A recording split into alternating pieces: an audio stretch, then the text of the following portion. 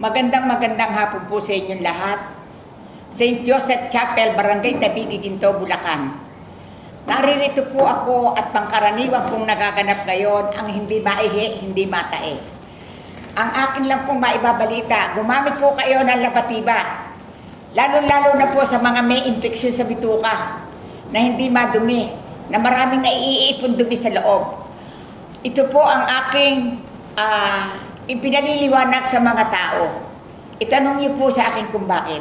Tunay pong itong tubig ay nagdadaan dito sa labatiba at ito pong langis ay kailangan po natin.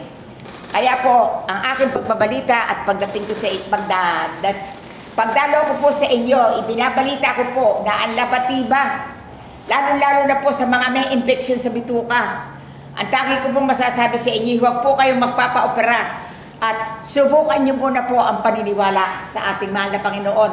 At ito po, minana natin sa kanununuan natin. Ang labatiba po ay napakahusay, lalo-lalo na sa bituka.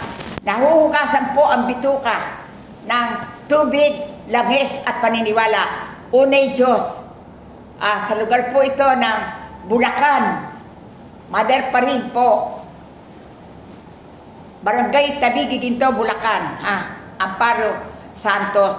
Naglalabatiba po si Mother Paring, lalo-lalo na sa hindi mga maihi, hindi matae. Kaya ito po ang aking pagdalaw sa inyo, mga minamahal kong mga may karamdaman, lalo-lalo na po sa bituka. Ito po, dalilinis ang buong bituka. Kaya po ipinapapaliwanag ko po sa inyo sa mga pamilya.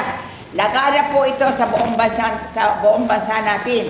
Hindi maihi, hindi matae, hindi makagulapay.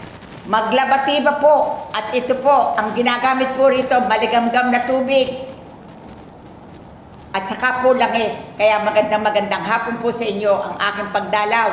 Lalong-lalo, inulit ko po ito, lalong-lalo sa hindi madumi, sa may namamaga sa loob. Kapag po ito ginamitan po ng langis, 10 langis ng niyog, dudulas po anuman pong problema ang nasa loob. Ang paniniwala po natin ating ibigay para po hindi tayo magkaroon ng problema sa bituka.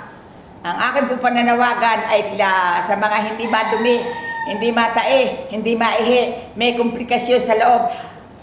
Nalilinis po ang bituka sa pamamagitan, sapit lang po magdadaan nito, tubig na maligamgam at saka po langis. Sige po, naririto lang po ang aking paliwanag sa inyo dahilan lagana po ito. Ito po ang nangyayari dito sa aking kinaroroonan. Kaya po sa biyaya ng Panginoon, naririto po ako at tumutulong. Ang gamit po, labatiba, langis, maligamgam na tubig.